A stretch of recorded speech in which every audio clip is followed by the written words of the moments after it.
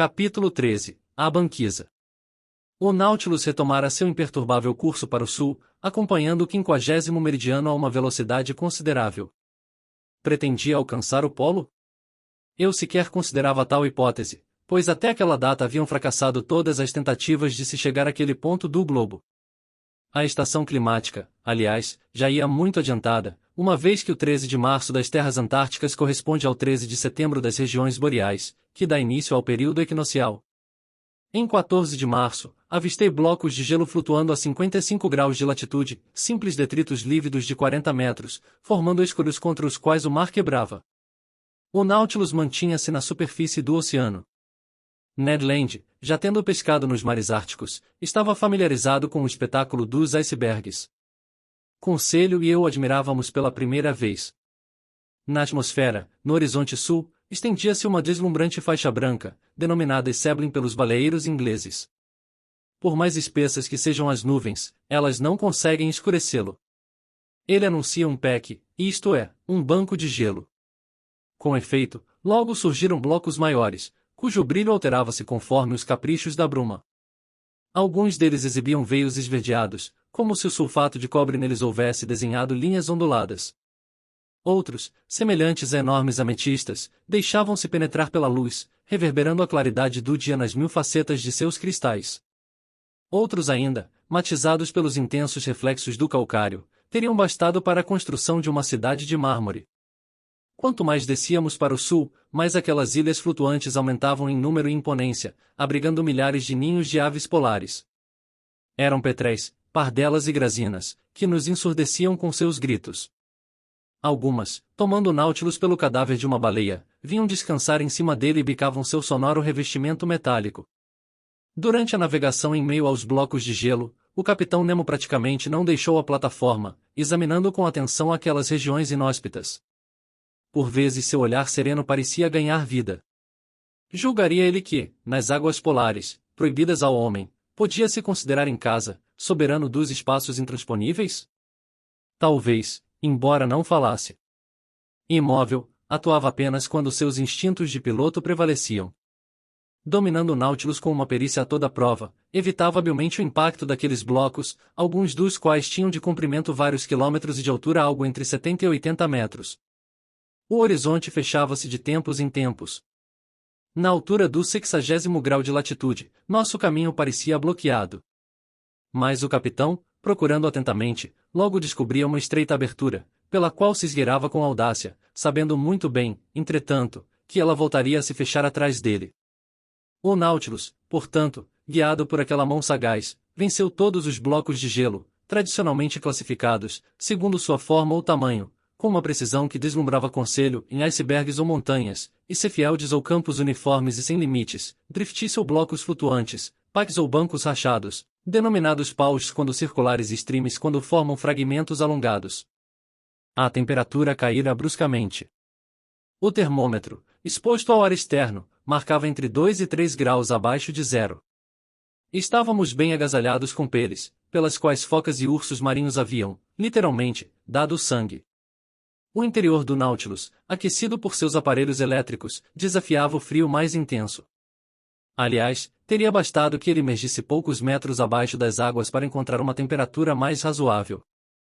2 meses mais cedo teríamos desfrutado de um dia perpétuo sob aquela latitude, mas a noite já se fazia presente por 3 ou 4 horas, e, mais tarde, viria a lançar 6 meses de penumbra sobre aquelas regiões circumpolares.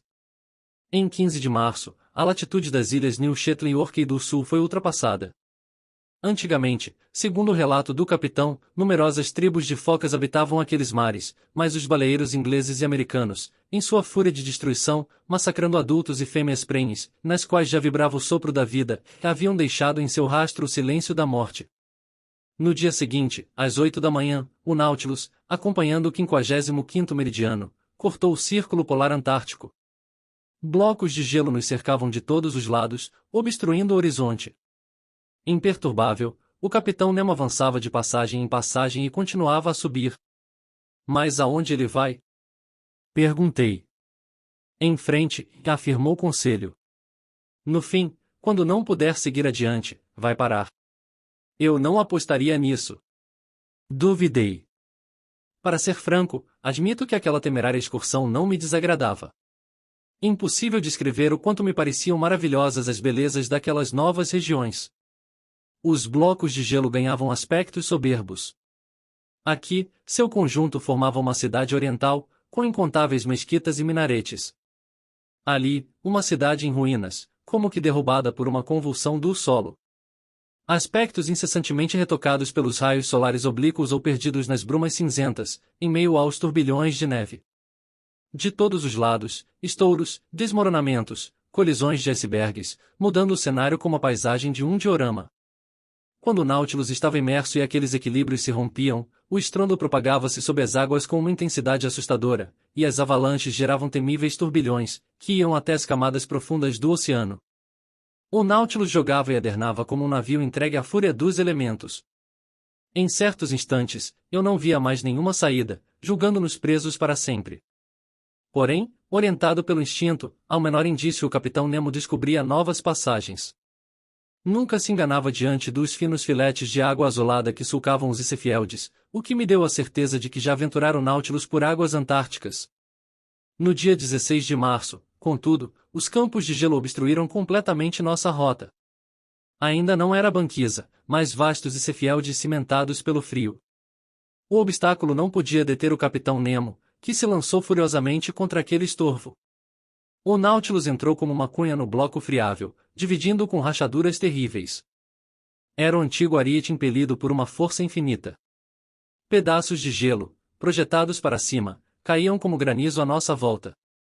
Movido exclusivamente pela força de impulsão, nosso aparelho abria um canal particular. Algumas vezes, estilingado pelo próprio movimento, o submarino montava no campo de gelo e o esmagava com seu peso, noutras, enfurnado sob o icefield, dividia-o com uma simples adernada que produzia largas fendas. Ao longo desses dias, fomos atingidos por várias tempestades e o nevoeiro era tão denso que numa ponta da plataforma não conseguíamos ver ninguém na extremidade oposta. O vento zunia, vindo de todos os quadrantes. A neve se acumulava, em camadas tão duras que era necessário quebrá-la a golpes de picareta. Sob uma temperatura de 5 graus abaixo de zero, todas as partes externas do Nautilus cobriram-se de placas de gelo. Uma enxárcia não teria facilitado a manobra, pois todas as boças emperrariam na garganta das roldanas. Apenas uma embarcação sem velas e movida por um motor elétrico, que dispensasse o uso do carvão, seria capaz de enfrentar latitudes tão altas. Sob tais condições, o barômetro indicava queda constante, chegando a marcar 73,5 centímetros. A bússola perderá a confiabilidade e seus ponteiros, enlouquecidos, apontavam direções contraditórias, aproximando-se do polo magnético meridional, o qual não corresponde ao sul do globo. Com efeito, segundo Einstein, o polo situa-se a aproximadamente 70 graus de latitude e 130 graus de longitude, e, pelas medições de Duperrey, a 135 graus de longitude e 70 graus 30 de latitude. Urgia, portanto, fazer reiteradas observações nas bússolas instaladas em diferentes setores da embarcação e tirar uma média. Mas, em geral, baseávamo-nos numa estimativa para retraçar a rota percorrida, método pouco satisfatório em meio a gargantas sinuosas cujas referências mudam incessantemente. Por fim, em 18 de março, após 20 tentativas infrutíferas, o Nautilus viu-se definitivamente bloqueado. Não eram mais streams, nem paus, nem icefields, mas uma interminável e imóvel barreira formada por montanhas soldadas entre si. A banquisa! Exclamou o canadense. Compreendi que, para Ned Land e todos os navegadores que o haviam precedido, tratava-se de um obstáculo inexpugnável.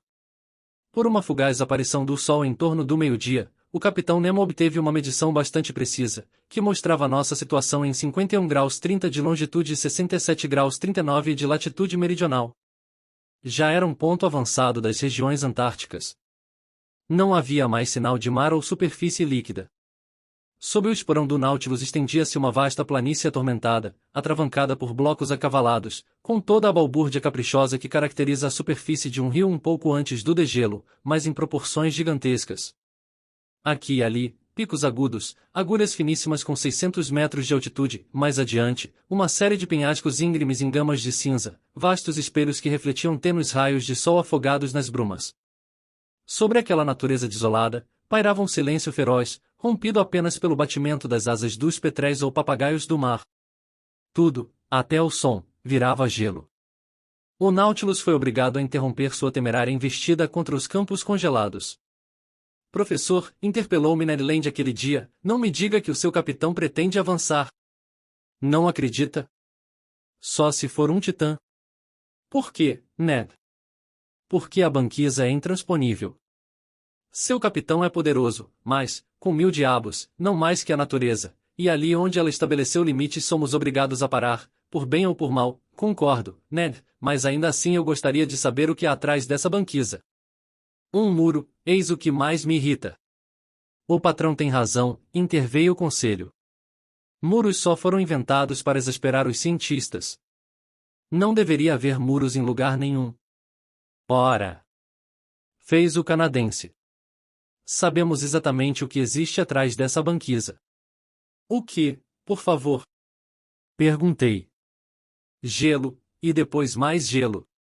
Você tem certeza disso, Ned? Repliquei, mas eu não. Daí minha curiosidade. Pois bem, professor, recomendou o canadense, desista da ideia.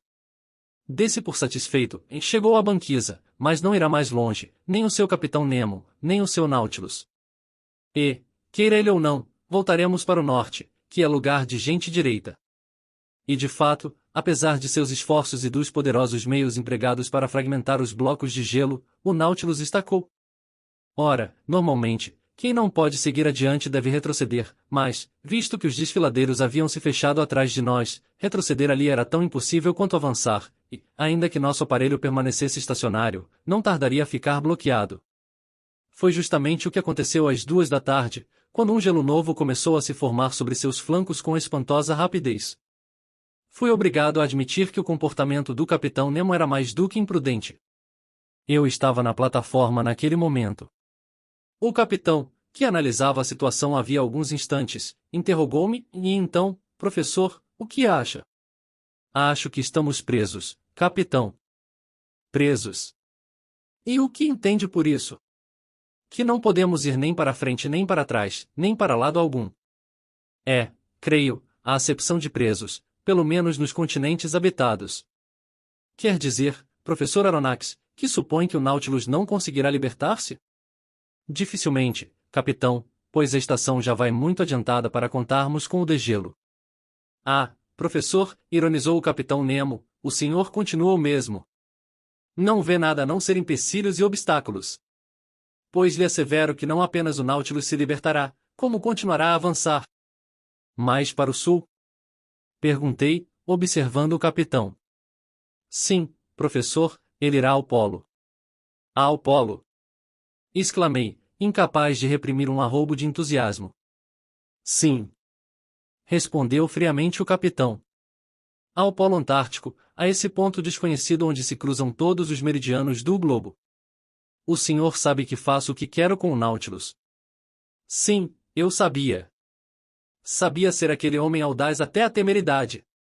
Mas vencer os espinhosos obstáculos do Polo Sul, mais inacessível que o Polo Norte, ainda não alcançado pelos mais intrépidos navegadores, era uma empreitada insensata, concebível apenas no cérebro de um louco. Ocorreu-me então a ideia de perguntar ao capitão Nemo se ele já havia descoberto aquele polo jamais pisado por um pé humano. Não, professor, foi sua resposta, o descobriremos juntos. Ali onde outros fracassaram, não fracassarei. Nunca passeei com o meu Nautilus tão longe nos mares austrais, mas, repito, ele continuará a avançar. Quero crer no senhor, capitão, foi minha vez de ironizar. Acredito no senhor. Vamos em frente. Não existem obstáculos para nós. Arrebentemos essa banquisa. Vamos explodi-la ou, caso ela resista, daremos asas ao Nautilus a fim de que ele possa passar por cima. Por cima, professor? Respondeu tranquilamente o capitão Nemo. Por cima, não, por baixo. Por baixo. E exclamei. Uma súbita revelação dos planos do capitão acabava de iluminar meu espírito. Eu havia compreendido. As maravilhosas qualidades do Nautilus iam servi-lo mais uma vez numa empreitada sobre-humana. Vejo que começamos a nos entender, professor, disse o capitão, com um meio sorriso. Já vislumbro a possibilidade, eu diria o sucesso, dessa tentativa. O que é impraticável para um navio normal torna-se fácil para o Nautilus. Se um continente emergir no polo, ele se deterá diante desse continente. Mas se, ao contrário, for o mar livre a banhá-lo, alcançará o próprio polo. Com efeito, concordei, arrebatado pelo raciocínio do capitão, se a superfície do mar é solidificada pelos blocos de gelo, suas camadas inferiores permanecem livres, pela razão providencial que colocou num grau superior ao do congelamento o máximo de densidade da água do mar. E, se não me engano, a parte submersa dessa geleira está para a parte emersa na proporção de 4:1 em aproximadamente, professor.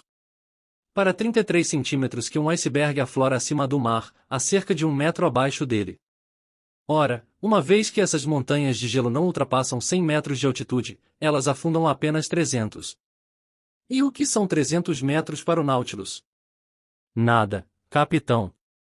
Ele poderá inclusive procurar a uma profundidade maior a temperatura uniforme dessas águas marinhas, e lá desafiaremos impunemente os 30 ou 40 graus de frio da superfície. Correto, capitão, corretíssimo, respondi, me animando. A única dificuldade, prosseguiu o capitão Nemo, será permanecermos submersos dias a fio sem renovar nossa provisão de ar, só isso? Argumentei. Os reservatórios do Nautilus são imensos, basta enchê-los e eles nos fornecerão todo o oxigênio de que precisamos. Bem imaginado, professor Aronnax, respondeu sorrindo o capitão. Mas, para depois não ser acusado de temeridade, submeto-lhe antecipadamente todas as minhas objeções. E ainda tem alguma? Uma única. Se porventura viermos encontrar mar no Polo Sul, é possível que ele esteja bloqueado, o que impediria nosso regresso à superfície. Ora, capitão, se esqueceu de que o Nautilus é dotado de um temível esporão? Não poderemos lançá-lo diagonalmente contra esses campos de gelo, rasgando-os com o impacto? Hoje o senhor está um poço de ideias, professor. Aliás, capitão, acrescentei, definitivamente entusiasmado, por que não encontraríamos mar livre no Polo Sul como no Polo Norte? Os polos do frio e os polos da Terra não se confundem nem no hemisfério austral nem no boreal, e, até que provem o contrário, devemos supor ou um continente ou um oceano livre do gelo nesses dois pontos do globo. Também penso dessa forma, professor Aronnax, concordou o capitão Nemo. Chamo apenas sua atenção para o fato de que, após emitir tantas objeções contra o meu plano, agora o senhor me esmaga com argumentos a favor. O capitão Nemo dizia a verdade. Consegui vencê-lo em audácia. Era eu quem o arrastava para o polo. Tomava sua dianteira, deixava-o para trás. Vã ilusão, mente insensata. O capitão Nemo conhecia melhor que você os prós e contras da situação e divertia-se vendo-o arrebatado pelas divagações do impossível. Enquanto isso, sem perder um segundo, ele chamou e um imediato apareceu. Os dois homens conversaram rapidamente em sua incompreensível linguagem, e, ou porque o imediato já estava previamente avisado ou porque achasse o plano exequível, não deixou transparecer nenhuma surpresa. Porém, por mais impassível que estivesse, não demonstrou impassibilidade mais completa do que conselho quando comuniquei ao digno rapaz nossa intenção de investir até o Polo Sul. O patrão é quem manda recebeu minha comunicação, e tive de me contentar com isso. Quanto a Ned Land, nunca vi muxoxo mais incrédulo que o do canadense. Ouça, professor, disse ele, o senhor e o capitão Nemo me dão pena. Iremos ao Polo, mestre Land. É possível, voltar é que eu quero ver. E Ned dirigiu-se à sua cabine, para não fazer uma besteira, em suas palavras. Enquanto isso, tinham início os preparativos para a intrépida aventura. As poderosas válvulas do Nautilus bombeavam ar para o interior dos reservatórios e o armazenavam a alta pressão. Por volta das 4 horas, o capitão Nemo me avisou que os alçapões da plataforma iam ser fechados. Lancei um último olhar para a colossal geleira que nos esperava. Tínhamos céu claro, ar puro, vento constante 12 graus abaixo de zero, mas, com o vento amainando, a temperatura não parecia demasiado intolerável. 10 homens subiram nos flancos do Nautilus, e, com picaretas, quebraram o gelo em torno da quilha, que logo se desvencilhou. Operação realizada com presteza, pois o gelo, recente, ainda estava fino. Voltamos todos para o interior. Os tanques foram abastecidos com aquela água liberada. O Nautilus não demorou a descer. Instalei-me no salão com conselho. Pela escotilha, observávamos as camadas inferiores do Oceano Austral. O termômetro subia. O ponteiro do manômetro divergia no mostrador. A 300 metros, como previra o capitão Nemo, flutuávamos sob a superfície ondulada da banquisa e o Nautilus continuava a descer, atingindo 800 metros de profundidade. A temperatura da água, de 12 graus na superfície, não passava de 11 ali. 2 graus já haviam sido ganhos. Desnecessário dizer que a temperatura dentro do Nautilus, elevada por seus aparelhos de calefação, era bem mais alta. Todas as manobras realizavam-se com extraordinária precisão. Passaremos, o patrão tenha paciência, disse-me Conselho. É o que espero. Respondi cheio de convicção. Sob aquele mar livre, o Nautilus apontara diretamente para o polo, sem se afastar do 52º meridiano. De 67 graus 30 a 90 graus, restavam percorrer 22 graus e meio em latitude, isto é, pouco mais de 500 léguas. O Nautilus estabilizou-se numa velocidade média de 26 milhas por hora, ou seja, a velocidade de uma locomotiva. Se a mantivesse, bastariam 40 horas para alcançar o polo. Durante parte da noite, a novidade da situação fez com que Conselho e eu não desgrudássemos da vidraça do salão. A luz do farol iluminava o mar deserto. Os peixes não habitavam aquelas águas prisioneiras, vendo nelas somente uma passagem para irem do Oceano Antártico ao mar livre do polo. Avançávamos rapidamente, sentindo a velocidade pelas trepidações no comprido casco de aço. Por volta das 2 da manhã, fui tirar umas horas de repouso, e Conselho fez o mesmo. Atravessando as coxias, não encontrei o capitão Nemo. Imaginei que permanecia na casinhola do timoneiro. No dia seguinte, 19 de março, às 5 da manhã, reassumi meu posto no salão. A barquilha elétrica indicou que a velocidade do Nautilus havia se reduzido. Ele agora subia à superfície, mas, prudentemente, esvaziando lentamente seus reservatórios. Eu estava tenso. Iríamos emergir e reencontrar a atmosfera livre do polo? Não. Um impacto sinalizou que o Nautilus colidira com a superfície inferior da banquisa, ainda espessa em demasia, a julgar pela pancada seca. Com efeito, havíamos tocado, para usar a expressão submarina, mas no sentido inverso e a 300 metros de profundidade. O que significava cerca de 900 de gelo acima de nós, dos quais 300 emergiam. A banquisa apresentava então uma altura superior à que registráramos a bordo. Circunstância pouco tranquilizadora. Durante aquele dia, o Nautilus repetiu várias vezes a mesma experiência, e em todas elas veio chocar-se contra a muralha que o asfixiava. Em certas ocasiões, encontrou a 900 metros, o que acusava 1.200 metros de espessura, dos quais 300 elevavam-se acima da superfície. Era o dobro de sua altura no momento em que o Nautilus emergira. Anotei cuidadosamente aquelas diversas profundidades, obtendo dessa forma o perfil submarino da cordilheira que se desenvolvia sob as águas. À noite, nada de novo. Sempre o gelo entre 400 e 500 metros de profundidade. Redução evidente, mas que muralha ainda entre nós e a superfície do oceano. Eram 8 horas. Pela rotina diária de bordo, já fazia 4 horas que o ar deveria ter sido renovado no interior do Nautilus. Apesar disso, e de o capitão ainda não ter solicitado o oxigênio extra de seus tanques, eu não me afligia muito. Dormi mal aquela noite. Esperança e medo fustigavam-me alternadamente. Levantei-me várias vezes. As tentativas do Nautilus continuavam. Em torno das 3 da manhã, observei que a superfície inferior da banquisa encontrava-se a apenas 50 metros de profundidade. Logo, 500 metros nos separavam da superfície das águas. A banquisa voltava a ser gradativamente Seefield. A montanha fazia-se planície. Meus olhos não desgrudavam do manômetro. Continuávamos a subir, numa diagonal, rumo à superfície resplandecente que cintilava por cima e por baixo em rampas alongadas.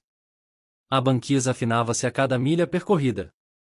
Finalmente, às 6 da manhã daquele memorável 19 de março, a porta do salão se abriu e o capitão Nemo apareceu e anunciou, em mar livre.